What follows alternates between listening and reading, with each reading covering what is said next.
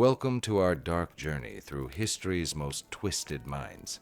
If you enjoy stories where truth is stranger than fiction, subscribe. It helps us bring more forgotten tales back to light. In the highest halls of power, not only laughter and rage echo, but also shadows of fractured minds. From behind the gilded doors of palaces and thrones, history whispers of those who ruled not with reason, but with chaos. Power, a drug more potent than any other, warps, isolates, and consumes. Imagine a world where no one dares tell you the truth, where every nod is forced, every smile rehearsed, every mirror cracked, when every word spoken around you is a lie, and every face hides a blade. How long before you lose yourself entirely? What is power, really? Is it the ability to command armies, reshape borders, rewrite laws, or is it the ability to silence the world, to hear only your own voice, until that voice becomes a scream in the dark? Absolute power isolates. It separates the ruler from the ruled, the human from the humane.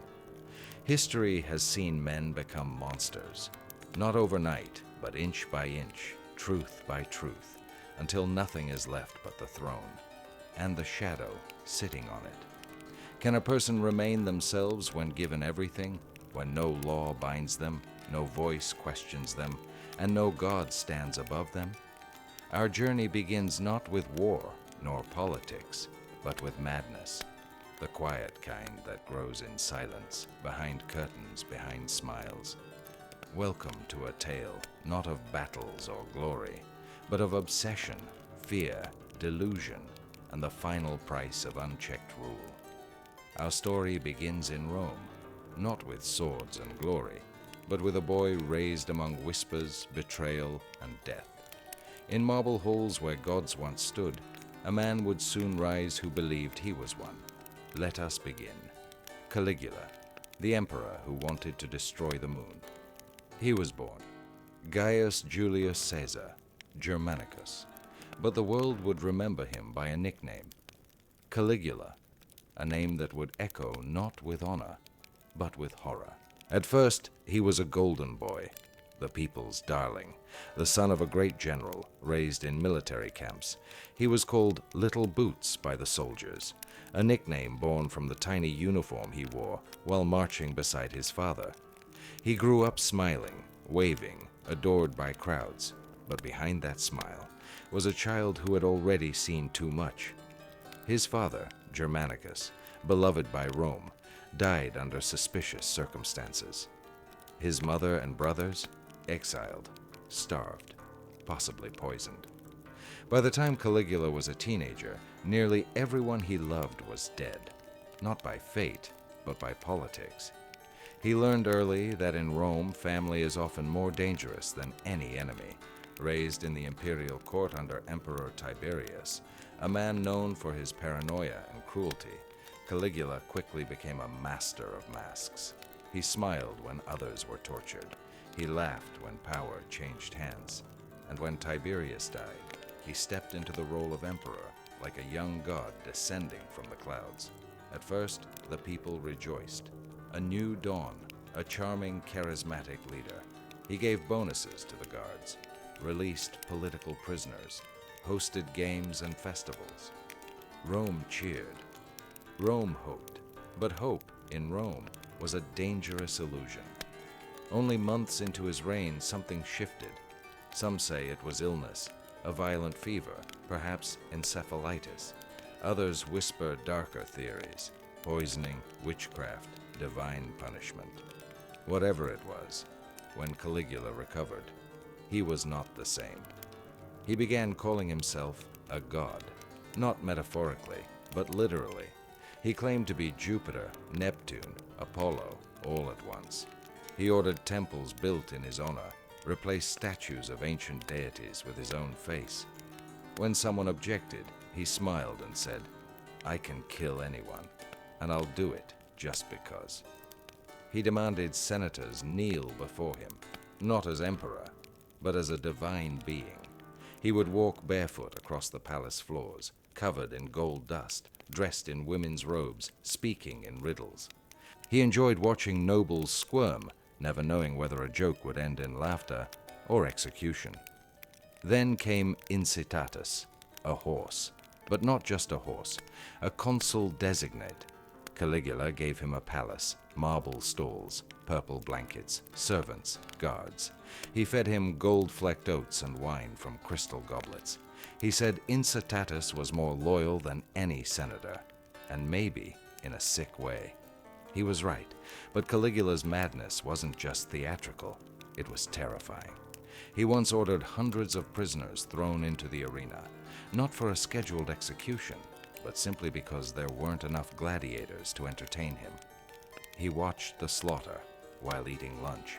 He made nobles run beside his chariot for miles, ordered entire families executed for a single insult. He turned Rome into a theater of cruelty, with himself as both playwright and god. But perhaps the most bizarre symbol of his descent came one quiet night under the stars. He looked up at the sky and became furious, not at Jupiter, not at the Senate, at the moon. The story, told by ancient sources, says that Caligula became enraged by its glow. He said, "The moon shines without my permission." He ordered its destruction. Advisors tried to reason with him. It's impossible. It's madness. He threatened to have them all executed, because in Caligula's world, nothing was beyond him. Not gods, not nature, not even celestial bodies. Eventually, Rome had enough. The people feared him. The Senate despised him. But it wasn't until Caligula began mocking his own guards, humiliating them daily, that his fate was sealed. In the corridors of the palace, in the shadow of golden columns, the blades came out. Cassius Chaerea, a soldier Caligula had repeatedly mocked for his soft voice, led the charge. They cornered him. The god emperor screamed. They stabbed him again and again. The body was so mutilated that even those who hated him turned away. Some say his final words were a plea. Others say he laughed, even as he died. His wife and child were murdered shortly after. His statues were smashed. His name cursed. But his madness? It lived on. In legend, in whispers, in warnings. Because Caligula wasn't just a madman. He was a mirror, reflecting the darkest truth of empire. That when power knows no bounds, humanity becomes its first victim. But murder doesn't always stop madness. Sometimes it only blooms. In the cold, dark heart of the Kremlin, Ivan the Terrible, the Tsar who feared everything but himself. Russia was cold, not just in weather, but in soul, a vast land of forests and blood, of whispers and stone palaces, and screams lost in the snow. And from this land rose a boy, who would become its first Tsar and its darkest mirror. He was only 3 years old when his father, Grand Prince Vasily, died. A poisoned chalice, some said. At that moment, little Ivan inherited a crown too heavy for his hands. His mother ruled as regent, until she too died. Poisoned, many believe. The work of boyars, Russia's feudal lords, hungry for control. Left alone in the Kremlin, the boy wandered the corridors barefoot. Rats were his playmates. He watched the nobles beat his friends, whip his servants, starve his guards. No one dared defy them, except the child who would grow up remembering it all. By age 16, he took the throne, not as Grand Prince, but as Tsar, a new title, a divine one, the first ruler of Russia to crown himself with the authority of God. And at first, he ruled with brilliance. He reformed the laws, built a standing army, created the first Russian printing press. Married Anastasia, a calm, kind woman who became his anchor in the storm. But storms in Ivan's life were never far. When Anastasia died suddenly, most likely poisoned, something inside him shattered. He screamed to the heavens. He tore at his beard, cursed the boyars, and cursed himself. He became obsessed with betrayal. "Everyone wants to kill me," he whispered. "Everyone." And then he created a monster, the Oprichnina, a secret state within the state, a black-cloaked army of personal enforcers. They rode black horses, carried black banners, wore black robes, their symbol a severed dog's head and a broom, to sniff out treason and sweep it away. They tortured, they burned villages, they boiled nobles alive, they cut babies from mothers' wombs. Ivan watched. He wrote long letters about purity and sin, about God and hell. He fasted and prayed, then signed death warrants with trembling joy. His madness became holy, his tyranny divine. But his deepest crime was not against the people. It was against himself. One day, in a fit of rage, he struck his own son. A blow to the head, a sharp crack, blood on the floor. The heir, his pride, his future, died in his arms. Witnesses say Ivan wailed like a wounded animal for hours, for days. He tried to bring the boy back. He begged, but even Tsars can't command life and death. After that, he became a shadow. He played chess for hours alone, whispering to God and ghosts. He feared assassins in every hallway, mirrors in every room. He would sleep in different rooms each night. He buried his treasures, dug them up, buried them again. In the end, he died the way he ruled. Silently, suddenly, suspiciously. He was playing chess, his only companion now. Then, a strange smile, a breath, and he collapsed. Some say he was poisoned. Others say he simply let go. But his legend remained. A boy raised in violence, a man ruled by fear, a king who crushed his country, not because he hated it, but because he loved it too much to trust it. A ruler so terrified of betrayal that he betrayed everything first. And if Ivan the Terrible killed because he saw an enemy in everyone, our next ruler didn't even see himself because he believed he was made of glass. Charles VI, the French king, made of glass. Once upon a time, France had hope. A young king, noble in face and soul, gentle in voice, wise beyond his years. He rode through Paris to the cheers of thousands, a crown of gold on his brow and destiny at his feet. His name was Charles, Charles VI. He was only 11 when he inherited the throne, but by 21 he stood tall, calm, learned, determined to lead. His court was full of life.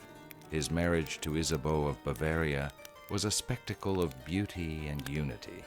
France, torn by war and politics, saw in him a chance for peace. But peace is always temporary in the stories of kings.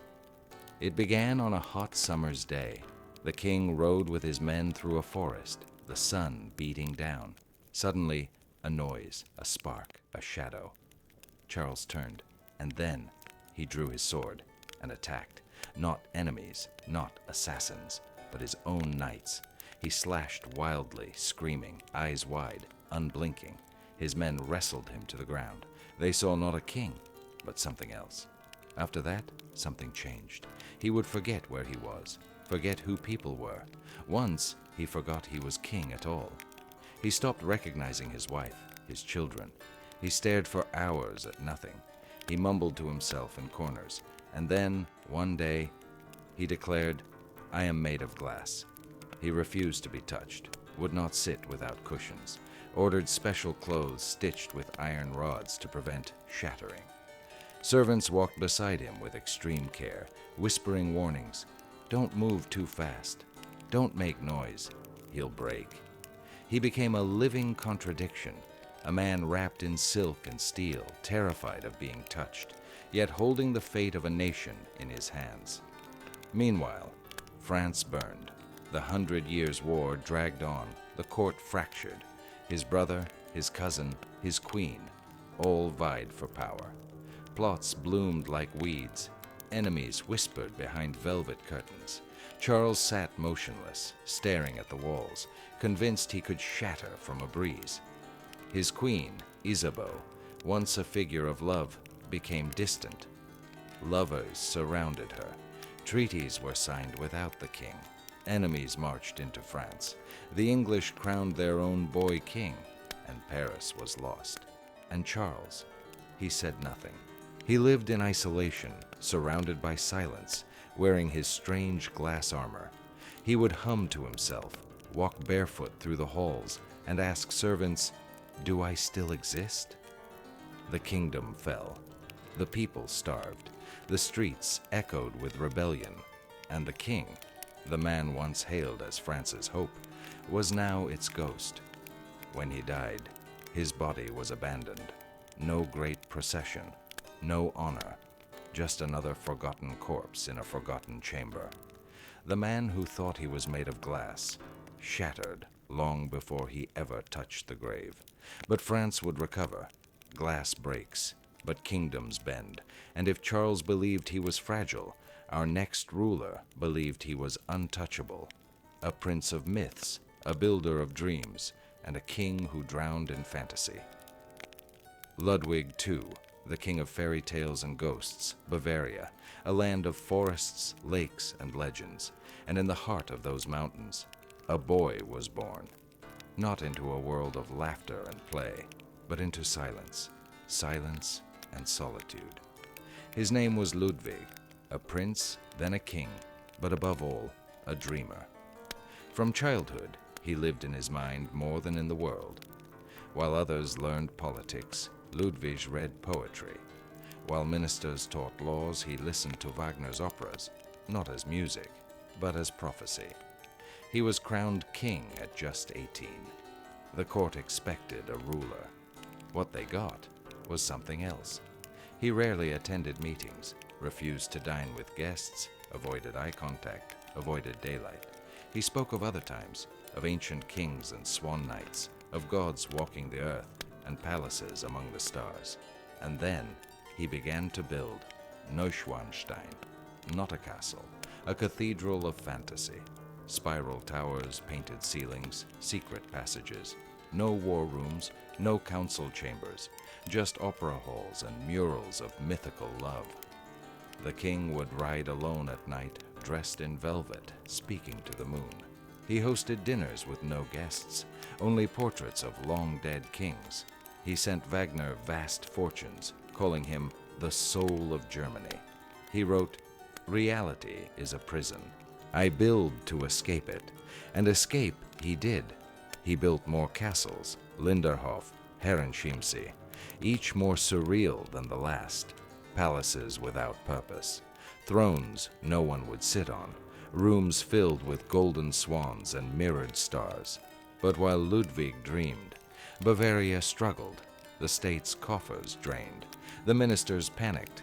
He ignored them, dismissed budgets, ordered new fountains, new chandeliers, new worlds. He believed he was a divine king, sent not to govern, but to inspire. Not a politician, but a chosen soul, one with the gods. Eventually, the government declared him insane. Psychiatrists, men who had never even met him, signed the documents. The guards came in the night. He didn't resist. He simply said, "You are all traitors to beauty." He was taken to a lonely castle, surrounded by locked doors and whispering doctors. He stared out the window for days. Then, on June 13th, 1886, he went for a walk. With him, a psychiatrist. Hours passed. The sun dipped behind the trees. They didn't return. Later, their bodies were found floating in the lake. The king and the doctor, dead. No witnesses, no answers. One had drowned. The other, bruised and silent. Some say he was murdered. Others say he killed the doctor and took his own life. Or maybe, just maybe, the dream became too beautiful to return from. Today, Neuschwanstein still stands, not as a monument to madness, but to the mind of a king who dared to dream aloud. Ludwig II ruled not a nation, but a vision. And in that vision, he was never insane, just elsewhere. But if Ludwig fled into fairy tales, our next ruler fled from something far more powerful, death itself, a man who built walls against time and consumed poison in search of eternity. Qin Shi Huang, the obsessive ruler of eternity. He united a world and tried to escape it. Before him, China was a fractured land, warring states, endless bloodshed. But then a conqueror rose. His name was Ying Zheng, but history would know him as Qin Shi Huang, the first emperor. Through war, he forged unity. Through fear, he held it. He standardized weights, coins, writing. He built roads, walls, and systems. He reshaped language so that all would speak his truth. He brought order to chaos, a single China under a single will. But behind the armor, behind the steel, was a man haunted by whispers. He had everything and feared losing it. He feared betrayal. He feared weakness. He feared death. And so began the greatest obsession of his life, immortality. He summoned alchemists from every province, ordered them to search the oceans, the mountains, the stars. He sent ships to distant lands in search of the mythical elixir of life. They returned, not with answers, but with lies. So the emperor turned to what he could hold, to what he could swallow. Mercury, the metal of life, they said. They gave it to him in pills, in drinks, in powders. He consumed them all. He began to tremble. His skin yellowed, his mind frayed. He would scream in the night, see spirits in the walls, order his guards to strike shadows. But he kept building. The most famous wall in the world, the Great Wall, was born from his fear, a shield against enemies, a monument to control. But even that wasn't enough. He ordered the creation of a tomb unlike anything the world had seen, the Terracotta Army. Over 8,000 warriors, each with a unique face, no two alike, built not to protect the nation, but to protect him in death. He believed that when he died, he would rise again, with this army by his side. Thousands of laborers worked for years. They sculpted, they painted. Then they were sealed inside, buried alive, silenced to protect the secret. In 210 BC, on a journey to inspect his empire, Qin Shi Huang died. His body was hidden in a carriage of rotting fish to disguise the smell. His death kept secret for weeks, while his ministers plotted succession. His tomb, still sealed to this day, is said to contain rivers of mercury, a palace of stars, and traps that kill. He ruled like a god. He died like a man. And all his armies of stone could not hold back the darkness. He tried to conquer time, but time always wins. He wanted to live forever, but our next ruler had a different goal: to heal himself, not with armies, not with walls, but by devouring the word of God itself. Menelik, too, the emperor who healed himself with the Holy Scripture. In the highlands of Ethiopia, where ancient winds whisper through stone churches and thrones are carved from legend, a king rose, a warrior, a visionary, a lion. His name was Menelik II, a descendant, it was said, of King Solomon and the Queen of Sheba. Not myth, not poetry, but destiny. In a world of European empires carving up the continent, Menelik stood tall. He modernized his country, built roads, introduced electricity, negotiated with powers far and wide. But most of all, he defended it. At the Battle of Adwa, 1896, his army defeated the Italians, a black king defeating a European empire, a moment that echoed across Africa, a roar in the face of colonialism. He became a legend, a symbol of strength, a leader whose gaze shaped history. But legends are also mortal. In his later years, his health began to fail. His heart, once strong as a drum, began to stutter. Doctors came. Priests prayed. He turned to both, and then beyond. He began to believe in the literal power of the Word of God, not as scripture, not as metaphor, but as medicine. He started eating pages of the Bible, one by one, sometimes whole passages, torn carefully from the book, swallowed with water. To those around him, it was strange, but sacred. He was the emperor, the chosen one. If he said the Bible would heal him, then perhaps it would. He grew weaker, paralyzed on one side, unable to speak. But the ritual continued. His court turned inward. Foreign envoys were pushed away. Decisions were delayed.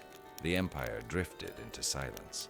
Priests whispered that he was entering a holy state, that his suffering was divine, that he was becoming more than a man. Outside, Ethiopia stood, proud but tense.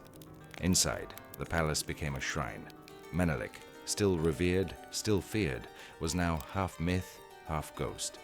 Eventually, he stopped appearing altogether, and then in 1913, he died. No great speeches, no final command, just silence. A silence filled with torn pages, quiet prayers, and unspoken awe. Some said he died mad, others enlightened, but all agreed he was never ordinary. Menelik II remains a paradox, a king who wielded rifles and scriptures with the same hand, who defeated empires and turned to holy words to defeat death.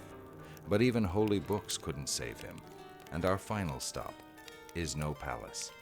It's a field of bones, a place where books were burned, clocks were shattered, and knowing how to read could get you killed. Pol Pot, the ideologist of the apocalypse. He didn't wear a crown. He didn't live in marble halls. He didn't build castles or armies of stone.